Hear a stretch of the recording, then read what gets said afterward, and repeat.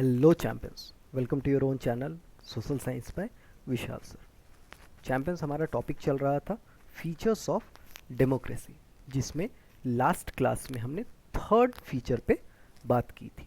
आइए उसको एक बार फिर से हम लोग रिवाइज कर लेते हैं। तो थर्ड फीचर ऑफ डेमोक्रेसी क्या था? In democracy each adult citizen must have one vote and each vote must have one value. हम लोगों ने समझा था कि डेमोक्रेसी में जितने भी अडल्ट सिटीजन होते हैं उनके पास एक वोट होना ही होना चाहिए और उनके एक वोट की एक वैल्यू होनी ही होनी चाहिए। ठीक है, आज का हमारा टॉपिक है, यह कहा जाए कि यह हमारा फोर्थ फीचर ऑफ डेमोक्रेसी है और यह जो फोर्थ फीचर के साथ हमारे फीचर्स ऑफ डेमोक्रेसी जो टॉपिक है वह कंप्लीट हो जाएगा। ठीक, चलिए शुरू करते हैं। आज का हमारा टॉपिक है rule of law and respect for rights. इस हेडलाइन से ही कुछ आपको बातें समझ में आएंगी या कुछ आपको समझ में आएगा कि कुछ लॉ की बात हो रही है, कुछ कानून की बात हो रही है, कुछ अधिकारों की बात हो रही है। ठीक है, एग्जाम्पल से इसको समझते हैं, ज़्यादा बेहतर ढंग से समझ में आएगा। तो जिम्बाब्वे को इंडिपेंडेंस मिला कब? 1980 में। किससे मिला? वाइट माइनॉरिटी के रूल्स से। ठीक, कहता है तब से, मतलब 1980 में जब से जिम्बाब्वे को इंडिपेंडेंस मिला, आज़ादी प्राप्त हुई, तब से कंट्री जो है वह एक पार्टी है। उस पार्टी का नाम है जानू पीएफ। इस पार्टी के द्वारा ही जिम्बाब्वे को रूल किया जा रहा था। ठीक, और यह वही पार्टी है जिसने फ्रीडम स्ट्रगल को लीड किया था, मतलब जो फ्रीडम स्ट्रगल के लिए लड़ाई लड़ने में सबसे आगे खड़ी थी। कहा जा सकता है कि the freedom struggle was led by the party named जानू पीएफ। ठीक है, कहते हैं इस पार्टी के लीडर का नाम क्या है? इस पार्टी के लीडर का नाम है रॉबर्ट मुगाबे। उन्होंने रूल किया कंट्री को। ठीक है, जब से इंडिपेंडेंस मिला, जब से आज़ादी मिली, तब से जिम्बाब्वे में किनका रूल है? रॉबर्ट मुगाबे का। ठीक है, अभी तक हम लोगों ने यह समझा कि since independence the country has been ruled by Robert Mugabe. ठीक है, कहता है इलेक्शंस वेर हेल्ड रेगुलरली। हमेशा इलेक्शंस हुआ करते थे, मतलब एक रेगुलर इंटरवल पर। जैसे हमारे भारत में क्या है कि हर 5 साल में जो है वह लोकसभा का इलेक्शन होता है। ठीक, उसी प्रकार रेगुलर इंटरवल्स पर इलेक्शन तो हो रहे थे। और हमेशा कौन जीत रहे थे? हमेशा it was always one by जानू पीएफ। मतलब यह जो जानू पीएफ करके जो पार्टी है, हमेशा इलेक्शन को यही जीत रही थी। ठीक, कहते हैं प्रेसिडेंट मुगाबे जो है वह बहुत पॉपुलर थे, मतलब बहुत फेमस थे, बहुत प्रसिद्ध थे, बहुत सारे लोग उनको मानते थे, बहुत सारे लोग उनको पसंद करते थे। मगर वह क्या करते थे? But also used unfair practices, मतलब जो गलत रास्ते इस्तेमाल किए जा सकते हैं, जिन गलत रास्तों को चुना जा सकता है इलेक्शंस जीतने के लिए, उन गलत रास्तों को चुन करके वह इलेक्शंस जीता करते थे। ठीक, पॉपुलर थे, हमें यहाँ पर इस कीवर्ड को पकड़ना है कि पॉपुलर थे। पॉपुलर होने के साथ साथ वह क्या करते थे? वह गलत रास्तों को चुन करके इलेक्शंस को जीता करते थे। कहते हैं सालों से चले आ रहे उनके शासन के अंदर, सालों से जब से वह रूल कर रहे हैं, तब से जो उनकी सरकार थी, जो उनका गवर्नमेंट था, उसने बहुत बार क्या किया? कॉन्स्टिट्यूशन में कुछ फेरबदल किया, कॉन्स्टिट्यूशन में कुछ बदलाव किए। अब उस कॉन्स्टिट्यूशन में बदलाव करने के कारण क्या हुआ? जो प्रेसिडेंट, उनके पावर्स में बढ़ोतरी हो गई, मतलब उनका जो पावर है वह बढ़ गया और वह लेस अकाउंटेबल हो गए। इसका मतलब क्या होता है लेस अकाउंटेबल होने का? मतलब कि मान लिया जाए कि आप घर में एक भाई एक बहन है और भाई ने बदमाशी कर दिया और भाई को पता है कि ये जो गलती मैंने की है इसके लिए मेरे से पूछा नहीं जाएगा। क्यों? क्योंकि मैं तो कभी बदमाशी करता नहीं हूँ सबके सामने। तो जो जवाबदेही नहीं आएगी, मतलब लगेगा सबको कि अगर उसकी बहन जो है हमेशा शरारत करती हो गई, या आपकी बहन अगर हमेशा शरारत करने वाली होगी, तो आपके जो मम्मी पापा होंगे वो बहुत ज़्यादा चांस है कि आपकी बहन को ही समझेंगे कि आपकी बहन ने ही यह गलती की होगी। ठीक, आप तो बच जाएंगे। आप गलती करने के बावजूद भी आप अकाउंटेबल नहीं होंगे, आपको लोग दोषी नहीं ठहरा रहे होंगे, आपसे सवाल नहीं पूछ रहे होंगे। ठीक है, तो वैसा ही यह जो जानू पीएफ का जो गवर्नमेंट था, इसने क्या किया, बहुत सालों तक, जब तक इसका पावर रहा तब तक इसने कॉन्स्टिट्यूशन में फेर बदल करके, बदलाव करके प्रेसिडेंट के पावर्स को इंक्रीज कर दिया और लेस अकाउंटेबल बना दिया। मतलब प्रेसिडेंट से कोई जवाब पूछ ही नहीं सकता था, जवाब मांग ही नहीं सकता था, चाहे वह कितनी भी गलतियां क्यों ना करे। ठीक है, कहता है जो अपोजिशन पार्टी वर्कर्स थे उनको हरास किया जाने लगा, उनको परेशान किया जाने लगा, और जो अपोजिशन पार्टी के मीटिंग्स हुआ करते थे उनमें उनको मतलब समझा जाए कि एक तरह से उसको बर्बाद किया जाने लगा। मीटिंग को सक्सेसफुली जो है कंडक्ट नहीं किया दिया जाने लगा कि जो अपोजिशन पार्टी के लोग थे वह मीटिंग नहीं कर पा रहे थे, उनको इतना परेशान किया कर दिया जा रहा था, इतना उनमें उनके रास्तों में कहा जाए कि रोड़ा डाल दिया जा रहा था, इतना हिंड्रेंस जो है वह कर दिया जा रहा था उनके रास्ते में कि अपोजिशन पार्टी के जो वर्कर्स थे वह मीटिंग कंडक्ट तक नहीं कर पा रहे थे। ठीक है, कहता है जो पब्लिक प्रोटेस्ट करते थे, मतलब कि अगर मान लिया जाए कि प्रेसिडेंट ने कुछ गलत कदम उठा लिए, कुछ ऐसा डिसीज़न ले लिया जिससे डायरेक्टली पब्लिक जो है वह एंगेज हो जाती है, पब्लिक में आउटरेज बढ़ जाता है, लोगों में गुस्सा बढ़ जाता है, तो जब लोगों में गुस्सा बढ़ेगा तो वह प्रोटेस्ट करेंगे, वो विरोध करेंगे। तो जो पब्लिक प्रोटेस्ट और हड़तालें होने लग गई, लोग जुलूसें निकालने लग गए, इन सारी चीज़ों को जो है इलीगल घोषित कर दिया गया कि अगर पब्लिक प्रोटेस्ट होता है, लोग हड़ताल करते हैं, लोग जुलूस निकालते हैं, तो वह इलीगल हो जाएगा। किसके? अगर गवर्नमेंट के अगेंस्ट पब्लिक प्रोटेस्ट होता है, डेमोन्स्ट्रेशन होता है, तो वह गैर कानूनी घोषित कर दिया गया। ठीक, एक लॉ लाया गया, एक कानून बनाया गया जिससे लोगों का जो अधिकार था, जो राइट्स मिले हुए थे लोगों को, वह लिमिटेड कर दिए गए, उसको सीमित कर दिया गया कि वह प्रेसिडेंट को क्रिटिसाइज ज़्यादा नहीं कर सकते हैं, प्रेसिडेंट की बुराई ज़्यादा नहीं कर सकते। अगर प्रेसिडेंट ने कोई डिसीजन भी लिया है जो लोगों को पसंद नहीं आ रहा है, तो लोग उसकी ज़्यादा बुराई नहीं कर सकते हैं, एक लिमिट लगा दिया गया। ठीक, जो टेलीविज़न हुआ करता था उस वक्त, जो रेडियो हुआ करते थे, सबको कंट्रोल किया जाने लगा गवर्नमेंट के द्वारा, मतलब सरकार का ही उस पर शासन चलने लगा। सरकार जो चाहती थी, जैसा चाहती थी, वैसा ही खबर, वैसा ही न्यूज़ जो है वह लोगों तक पहुंचाया जाने लगा।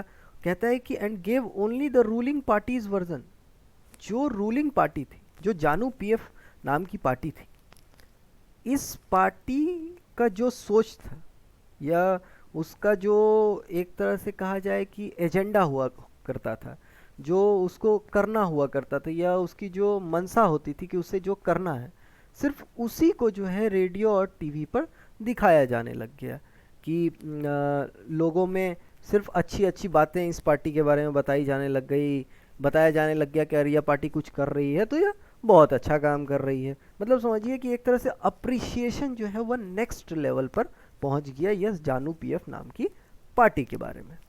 ठीक है, कहता है कि कुछ ऐसे इंडिपेंडेंट न्यूज़पेपर्स भी थे, मगर इनके जो जर्नलिस्ट्स थे, जो पत्रकार लोग थे, उनको गवर्नमेंट ने हराश करना शुरू कर दिया, उसको गवर्नमेंट ने परेशान करना शुरू कर दिया। गवर्नमेंट ने क्या किया, जो कुछ कोर्ट जजमेंट्स आए थे उसके अगेंस्ट उसको इग्नोर करके, जो जजमेंट दिया करते थे, आदेश सुनाया करते थे, ऑर्डर बताया करते थे, उनको प्रेशराइज करना शुरू कर दिया, उन पर दबाव डालना शुरू कर दिया। लास्ट में जाकर के 2017 में प्रेसिडेंट क्या नाम था, रॉबर्ट मुगाबे, उनको हटा दिया गया ऑफिस से, मतलब उनको उस पद से निष्कासित कर दिया गया, हटा दिया गया। यह जो एग्जाम्पल हमने अभी जिम्बाब्वे का देखा, इससे हमें क्या समझ में आता है? इससे समझ में आता है कि पॉपुलर अप्रूवल जो है वह नेसेसरी तो है डेमोक्रेसी में, कि ज़्यादातर लोग जो है वह जिसे चाह रहे हैं वह तो होना चाहिए, कि वह मेजॉरिटी में आना चाहिए या उसकी सरकार होनी चाहिए, मगर सिर्फ वही सफिशिएंट नहीं है। ऐसा नहीं है कि अगर कोई पॉपुलर है तो वह हमेशा सही ही होगा। हमें एक लाइन भी है कि what is popular is not always right, what is right is not always popular. ठीक है, कहता है कि जो पॉपुलर गवर्नमेंट्स होती है वह भी अनडेमोक्रेटिक हो सकती है, वह भी लोगों के सोच के अनुसार, लोगों की भलाई को ना देखते हुए सिर्फ अपने प्रोपोगेंडा को चला सकती है। जो पॉपुलर लीडर्स होते हैं, जो प्रसिद्ध नेता होते हैं, जो प्रसिद्ध लीडर्स होते हैं, वह भी ऑटोक्रेटिक हो सकते हैं, वह भी तानाशाह हो सकते हैं, ऐसी भी संभावना है। कहता है अगर हम लोग डेमोक्रेसी को असेस करना चाहें, डेमोक्रेसी का जांच पड़ताल करना चाहें, तो ये बहुत आवश्यक है। अगर हम लोग डेमोक्रेसी को समझना चाहें, ये बहुत ज़रूरी है, it is very much important कि हम लोग इलेक्शंस पर ध्यान दें कि इलेक्शंस किस प्रकार का हो रहा है। मगर इलेक्शंस को देखने के पहले हमें जो चीज़ें हो रही है इलेक्शन के पहले, जो भी एक्टिविटीज़ हो रहे हैं इलेक्शन के पहले और जो भी एक्टिविटीज़ हो रहे हैं इलेक्शन के बाद, उनको भी देखना बहुत आवश्यक है। इससे हमें एक आइडिया मिलेगा, एक अंडरस्टैंडिंग हमारी डेवलप होगी कि जो इलेक्शन का प्रोसेस है वो फ्री एंड फेयर है या नहीं। मतलब सभी जितने भी पार्टीज़ हैं सभी को सफिशिएंट रूम मिला हुआ है या नहीं नॉर्मल पॉलिटिकल एक्टिविटी के लिए। ऐसा तो नहीं कि जो गवर्नमेंट पावर में है सिर्फ उसी के पार्टी का जो पॉलिटिकल एक्टिविटी है वह कैरी आउट हो रहा है, बाकी किसी भी पार्टी का पॉलिटिकल एक्टिविटी को उससे अबेंडन कर दिया जा रहा है, या जो भी कार्यकर्ता हैं, जो भी वर्कर्स हैं, उनको हरास किया जा रहा है, उनको परेशान किया जा रहा है। ऐसा तो नहीं हो रहा है। तो इसलिए इलेक्शन पर ध्यान देना बहुत ही आवश्यक है। इससे क्या हो जाएगा, इससे हमें इस बात का अंदाज़ा लग जाएगा कि जो स्टेट वह लोगों के जो बेसिक राइट्स हैं उसका रिस्पेक्ट कर रही है या नहीं कर रही है, लोगों को सोचने की आज़ादी है या नहीं है, लोगों को अपने ओपिनियंस बनाने की आज़ादी है या नहीं। अगर आज़ादी है ओपिनियंस बनाने की तो क्या उसे एक्सप्रेस करने की आज़ादी है या नहीं है, लोगों को ग्रुप्स बनाने का एक प्रिविलेज है या नहीं है। और अगर गवर्नमेंट कुछ गलत करती है, गवर्नमेंट पब्लिक के अगेंस्ट में जाती है, तो लोगों को प्रोटेस्ट करने का अधिकार है या नहीं। या दूसरी पार्टियां अगर पॉलिटिकल एक्शंस लेना चाहती है तो क्या उन्हें परेशान तो नहीं किया जा रहा है। यह सारी आज़ादी है या नहीं। इन सारी चीज़ों को जब हम लोग असेस करेंगे, समझेंगे, एनालाइज करेंगे, तब हमें डेमोक्रेसी के बारे में जो चीज़ें हैं या डेमोक्रेसी के जो फीचर्स हैं वो हमें बहुत अच्छे तरीके से समझ में आएंगे। कहता है कि हर कोई जो है वह कानून के नज़रों में बराबर है। अगर आप थंबनेल भी देखेंगे, इस वीडियो का भी देखेंगे, या सिविक्स से रिलेटेड कोई भी वीडियो का आप थंबनेल देखेंगे, तो उसमें जो कानून की देवी कहा जाए उसकी आंखों पर पट्टी क्यों होती है? क्योंकि उसके सामने सभी बराबर है, चाहे वह रिच हो चाहे वह पुअर हो, हर कोई जो है वह सेम है। Everyone is equal in the eyes of law. इसलिए जो कानून की देवी होती है उनकी आंखों में पट्टी लगी हुई है। ठीक है, कहता है यह जो राइट्स हैं इसको प्रोटेक्ट करने की बहुत आवश्यकता है। किसके द्वारा? By an independent judiciary. जैसे हमारे देश में है कि जो इंडिपेंडेंट जुडिशरी है वह हमारे राइट्स को प्रोटेक्ट करती है, हमें संरक्षण देती है, हमें प्रोटेक्शन देती है। ठीक है, कहता है कि आप देखिए हमारे देश से अगर कंपेयर किया जाए या हमारे देश को के कॉन्टेक्स्ट में देखा जाए तो सुप्रीम कोर्ट का एक ऐसा ऑर्डर होता है जिसे मानने के लिए सारे जो गवर्नमेंट हैं वह भी बाध्य हैं, मतलब उन सुप्रीम कोर्ट का ऑर्डर से सर्वोपरि कुछ नहीं होता है, सबसे ऊपर क्या है, सुप्रीम कोर्ट का ऑर्डर है। इसी प्रकार से एक डेमोक्रेसी में एक ऑर्गेन कहा जाइए कहिए या एक बॉडी कहिए, एक ऐसा बॉडी होना चाहिए जिसका डिसीजन जो है वह हर कोई के ऊपर इम्प्लीमेंट होता हो और हर कोई उसे एक्सेप्ट करता हो। ठीक है, कहता है इसी प्रकार से बहुत और भी कंडीशंस हैं जो एक गवर्नमेंट पर अप्लाई होती है इलेक्शंस के बाद भी। कहता है ऐसा नहीं कि अगर कोई गवर्नमेंट बन गया, एक डेमोक्रेटिक गवर्नमेंट है, तो उसको उसकी जो इच्छा होगी वह कर सकता है, नहीं। क्यों? ऐसा नहीं कि उसने इलेक्शन जीत लिया तो उसकी जो इच्छा हुई वह अपने मन से जो है करने के लिए फ्री है, नहीं। वह अकाउंटेबल है। जो कुछ बेसिक रूल्स हैं, रूल और कानून से बंधे हुए, गवर्नमेंट भी, जो सरकार भी होती है वह भी रूल और कानून के हिसाब से ही चलती है। मतलब जो नियम और कानून और कायदे होते हैं, कायदे और कानून होते हैं, उसके हिसाब से ही किसी भी सरकार को चलना पड़ता है। क्योंकि जो बेसिक राइट्स हैं वह तो सबको मिलने ही मिलने हैं। तो अब बेसिक राइट्स तभी मिलेंगे जब कोई एक रूल होगा जिस रूल को सभी फॉलो कर रहे हैं। इसलिए जो बेसिक रूल्स हैं उनको गवर्नमेंट को फॉलो करना ही करना पड़ता है। जैसे कुछ गारंटीज़ हैं जो माइनॉरिटीज़ को, ऐसा नहीं कि अगर कोई कम्युनिटी है, उनके लोग कम हैं तो उनको जो है राइट्स उनके नहीं मिले, नहीं, सभी को राइट्स बराबर से मिलने चाहिए। मतलब हर किसी के लिए कुछ बेसिक गारंटीज़ हैं, उनको रिस्पेक्ट करना जो है वह गवर्नमेंट का दायित्व है, उसकी जिम्मेदारी है। जो भी मेजर डिसीजन लिया जा रहा है उसको एक कहा जाए कि बड़े पक्ष के लोगों के साथ कंसल्ट करके जो है कैरी आउट किया जाना चाहिए। इसलिए अगर इंडिया की बात करें तो देखिए, हम लोग अपने रिप्रेजेंटेटिव को चुनते हैं और वह जो हमारे रिप्रेजेंटेटिव हैं उनसे कंसल्ट करके, उनके पक्ष को जान के वह क्या कहना चाहते हैं, किसी बिल के फेवर में हैं, अगेंस्ट में हैं, उसके बारे में वह क्या सोचते हैं, क्या वह जनता को फ़ायदा पहुंचाएगी या नुकसान करेगी, सारी चीज़ों को डिस्कस करने के बाद ही किसी बिल को पास किया जाता है लोकसभा से, राज्यसभा से, तभी जाकर के वह एक्ट बनता है। ठीक है, तो कहता है कि इससे यह हमें समझ में आता है कि जितने भी ऑफिस बेयरर हैं, मतलब जितने भी किसी पोस्ट को होल्ड करते हैं, उनके भी कुछ राइट्स हैं, उनके भी कुछ रिस्पॉन्सिबिलिटीज़ हैं जो उन्हें कहाँ से मिले हैं, जो उन्हें मिले हैं कॉन्स्टिट्यूशन से, संविधान से, कानून के द्वारा वह भी बंधे हुए हैं। सभी अकाउंटेबल हैं। मतलब कोई भी डिसीजन अगर कोई भी ऑफिस बेयरर लेते हैं तो अकाउंटेबल है पीपल को, मतलब लोगों को अगर लगे कि यह चीज़ें गलत है तो लोगों को जवाब देना उनकी जिम्मेदारी है।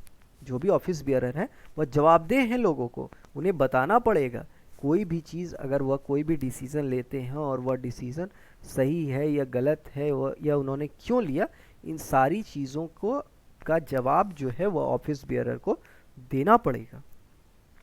इससे हमें जो हमारा फोर्थ और फाइनल फीचर ऑफ डेमोक्रेसी कहा जाए इस बुक के अकॉर्डिंग वह हमें मिल जाता है। वह हमारा फोर्थ और फाइनल फीचर क्या है कि democratic government rules with in the limits set by the constitutional law and citizens rights। बहुत ही आराम से चलते हैं। A democratic government rules with in the limits, मतलब अगर कोई एक डेमोक्रेटिक गवर्नमेंट है, एक लोकतांत्रिक सरकार है, तो उसे भी रूल करना है किसके अंदर, लिमिट के अंदर। मतलब गवर्नमेंट को भी लिमिट के अंदर रहना पड़ता है, गवर्नमेंट को भी लिमिट के अंदर रहना चाहिए। किस लिमिट के अंदर, और उस लिमिट को किसने सेट किया है, सेट बाय कॉन्स्टिट्यूशनल लॉ। मतलब संविधान ने जो कानून दिए हैं, जो अधिकार दिए हैं लोगों के, उसके आधार पर ही एक डेमोक्रेटिक गवर्नमेंट को रूल करना चाहिए, एक डेमोक्रेटिक गवर्नमेंट को शासन करना चाहिए। मतलब कॉन्स्टिट्यूशन ने जो लिमिट सेट किए हैं, कॉन्स्टिट्यूशन ने जो लॉ बनाए हैं, लोगों को जो राइट्स दिए हैं, सिटीजन के जो राइट्स हैं, उन राइट्स को देखते हुए, सारे नियम कानून को फॉलो करते हुए कोई भी एक डेमोक्रेटिक गवर्नमेंट क्या कर सकती है, रूल कर सकती है। ठीक है, अब यह हमारा क्या था, यह हमारा फोर्थ फीचर ऑफ डेमोक्रेसी था। ठीक है, अगर आपने सारे फीचर ऑफ डेमोक्रेसी के वीडियो को आपने सुना होगा तो आपको एक आइडिया मिल गया होगा कि डेमोक्रेसी इज व्हाट और what it is all about democracy. आपको एक डेफिनेशन तो मिलता ही है, उस डेफिनेशन को पढ़ना या समझना बिना इन 4 फीचर्स के वह एक प्रकार से कहा जाए तो इनकम्प्लीट है। आपको एक डेफिनेशन तो दिया हुआ है ये बुक में कि democracy is a form of government in which the rulers are elected by the people, but वो पूरा एडिक्वेट नहीं है, वो पूरा कंप्लीट नहीं है जब तक आप उनमें जो छिपे हुए कुछ वर्ड्स हैं उनको डिटेल में ना पढ़ लें। जैसे हमारा जो फीचर है वो क्या था कि rulers elected by the people take all the major decisions for them, मतलब जो भी डिसीजन लिया जाता है लोगों के लिए वह उन लोगों के द्वारा ही लिया जाता है जिनको लोगों ने चुन करके भेजा है, जिनको लोगों ने अपना रिप्रेजेंटेटिव बनाया है। दूसरा क्या था कि elections offer a choice and fair opportunity to the people to change the current rulers in power, मतलब अभी जो रूलर्स हैं, करंट में जो रूल कर रहे हैं, करंट में जिनकी सरकार है, अगर इलेक्शन होता है तो वह भी हार सकते हैं, इसकी भी संभावनाएं होनी चाहिए।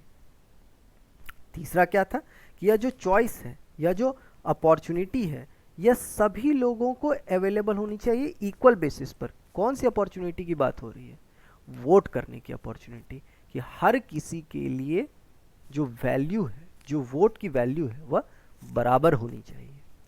ठीक है, और चौथा जो हम लोगों ने पढ़ा, आज ही पढ़ा, कि यह जो चॉइस है यह गवर्नमेंट को मिलता है और गवर्नमेंट जो है अपने राइट्स को एक्सरसाइज कर सकती है on the basis of the rules of the constitution and citizens rights.